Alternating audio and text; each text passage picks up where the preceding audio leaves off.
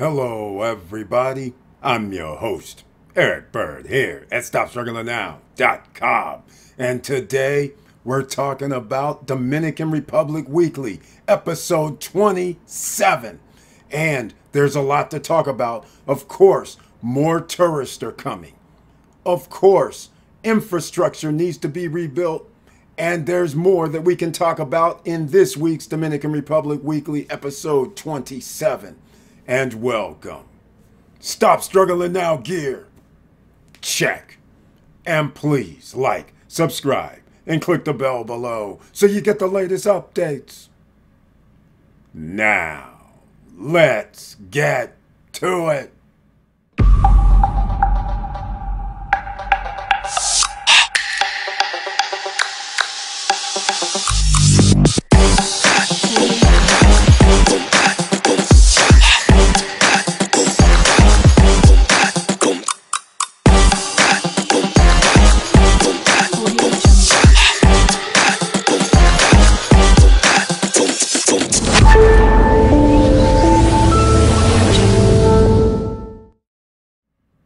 All right, welcome back, ladies and gentlemen, and once again, thank you so much for being here, and please share the videos because you never know who's out here looking for something like $99,000 for a one-bedroom condo in Punta Cana inside Vista Cana. That's right, Seven Palms Elite. Get in touch with us, and this is rare, but I'm going to still show you the Stop Struggling Now YouTube channel podcast page. And the reason I do is so you know you can become a member or subscriber of the channel. As a member of the channel, you get special messages under the community tab. And I'll leave it at that because I want to get into something else as well. Because we have our own ssnlifestyle.com. The new StopStrugglingNow.com website will be coming up shortly. But SSN Lifestyle is the upscale luxury brand. And December 2nd, 3rd, and 4th of 2024, I should point out our investor forum, the SSN Lifestyle Punta Cana Investors Forum, $199 per person. You can come here and read what we're going to be doing. Lawyers going around checking out properties, going around checking out new construction properties, pre-construction properties that are going to be coming out, seeing a couple of presentations. All kind of things can happen in 3 days, December 2nd, 3rd, and 4th. There's going to be 3 days. If you want to open up bank accounts, we have information before you arrive, how you can do that as well. So you don't have to go through the old a month-long routine.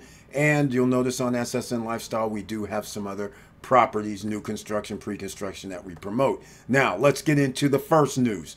The reason why all-time record high for tourists is because of things like this. The Brazilian tourist arrivals soar in the Dominican Republic after the visa elimination.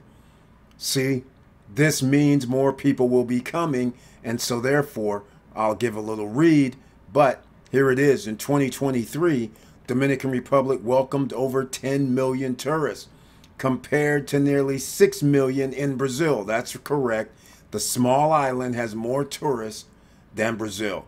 So far in 2024, nearly 30,000 Brazilians have visited the Dominican Republic. Airlines like Aerojet already operate flights to Sao Paulo with plans to expand routes to Brasilia and Manaus. Additionally, Villegas facilitated a memorandum of understanding to exchange tourism best practices. I like that. So again, the visa elimination again has increased the tourist numbers from Brazil. So just that, by 10 to 20,000 more Brazilian tourists, and obviously it's going to be more than that throughout the year. But if you added another 50 to 100,000, just keep thinking every country adding 50 to 100,000. And let's just say there's 10 countries, that's 500 to 1 million more people. Thus, 2025, the tourist numbers by air are going to be 9.5 to 10 million just by air. They won't be including the cruise line, so they'll have 10 million by themselves. The previous number that I quoted here, 10 million tourists, was from air and cruise. And there was roughly 2 point some million by cruise. So I'm talking next year at the end of 2025, that's going to be 10 million, 9.5 to 10 million. That is going to be awesome. we'll keep moving, because this is one of the problems in the DR is the sargassum. During certain times of year, and depending on where you are on the island, look at all of this. This is a picture that what could happen and does happen in the DR, and it's not good for you or the environment. So therefore, this is something that has to be dealt with. I find something very interesting here, though. The interesting part, who is actually taking the initiative? So I noticed this is in Santo Domingo. Of course, the Instituto Tecnológico de Santo Domingo, INTEC, reported implementing a project financed by the French embassy. I mean, I don't get this. All of this tourism dollars coming in, all of the construction, the new building, the refurbing, everything, the cruise ports, all this money coming in. And you mean to tell me the 18% taxes they charge for the tourist industry and hotels, and 10% additionally that they have to go through with giving some of the gratuity to the workers? You're telling me these places that you charge corporations, SRLs, taxes, that you don't have infrastructure in place to handle this? This is going to be something that could stop tourism. This is ridiculous. So the French embassy is financing this. Can you believe the project is focused on sustainable management of agricultural waste and sargassum under principles of blue and circular economy? So this is what I did not get. It just annoys me. All right, so look at this. In addition, approximately 30 specialists from the country's ministries of agriculture, tourism, and environment will benefit from training to strengthen their capacities in effectively managing agricultural waste and sargassum according to the blue circular economy principles. Well, this is exactly what I always say. If you guys join us on the live streams or join us on our chat room on WhatsApp, please do get the link. I have to approve you to join, but come join us. Conversation needs to be had with the government and the people when you're not getting your infrastructure straight. Why are you spending all this time and energy on bringing additional tourists to the island, but yet things that will affect tourism you're not even dealing with? This should be already being dealt with by the government, not some French embassy talking about we'll finance something. This is crazy to me. All right, so that's just the starters. Somebody who is actually doing something proactive is right here. I'll have links down below in the description box to the articles. Senator from La Altagracia proposes elevating Verón, Punta Cana to a municipality. This is from September 5th. Can you believe this?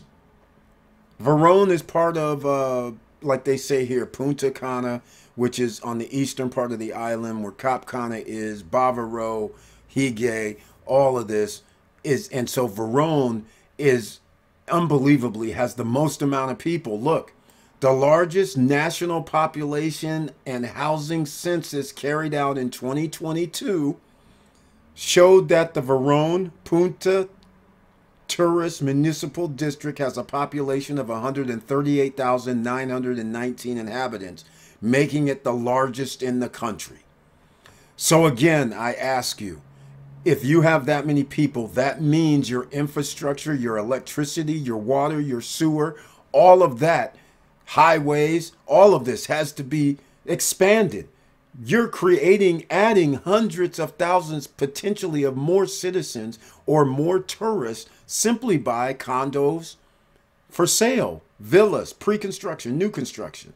So this is great news. This is really great news.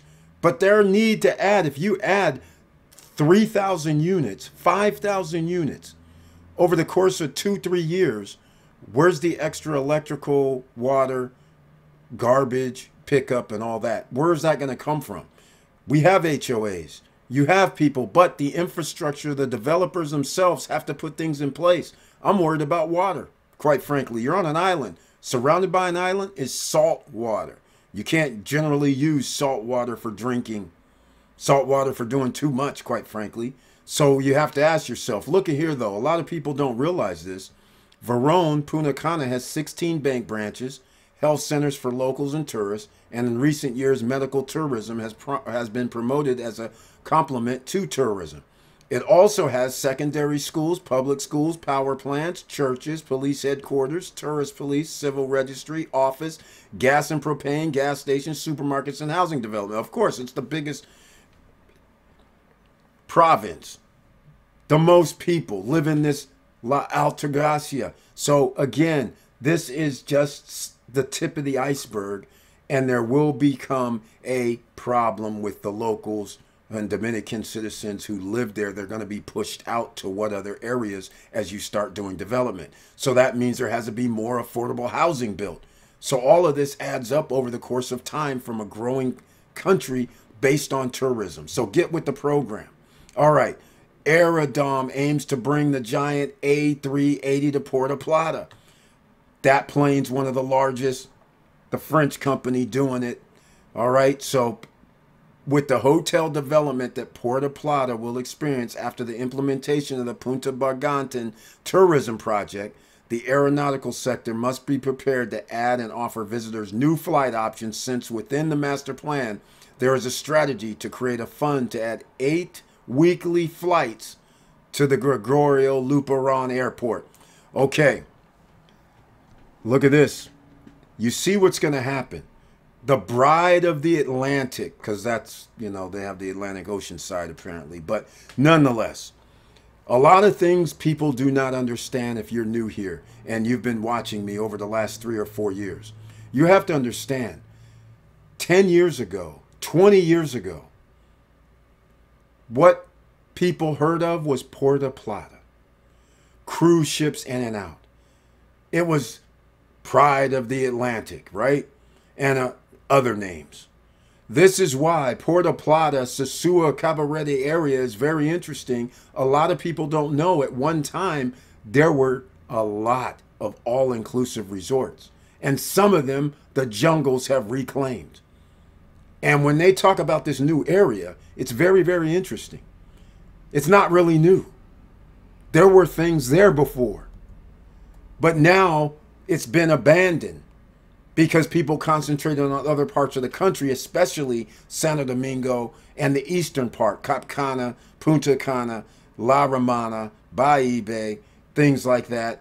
So again, now they're back concentrating to the North Shore, which that is one of the better, well, I'll put it this way, not better, but they have cheap property there. But if you're going to buy in that area, I suggest you go understand Puerto Plata is not just it. Sosua, Puerto Plata, Cabarete, and so on and so forth. You have to get the lay of the land if you're going to go over there and purchase. Do not think that you're going to be able to buy something based on aerial satellite images. You need to actually go there and see how you get there and find out the resources that are going to be nearby of where you're going to buy. Sure, they're going to build it up, but don't make the big mistake just because Vin Diesel comes over here and he sits there and signs something with Abinader. Remember, they're talking about studios, and they're trying to correlate this with Hollywood is coming. Yes, Hollywood's going to come. They're going to live in the, whoever stays there or lives there, they're going to come and buy some nice mansions or wherever in their gated community.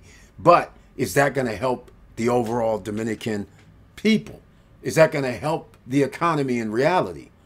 Ask people in Puerto Rico who had the tax advantages that allowed people, millionaires, to move to the island. See what happens when you do this type of thing. And furthermore, when you have studios, a lot of people may not understand how studios work.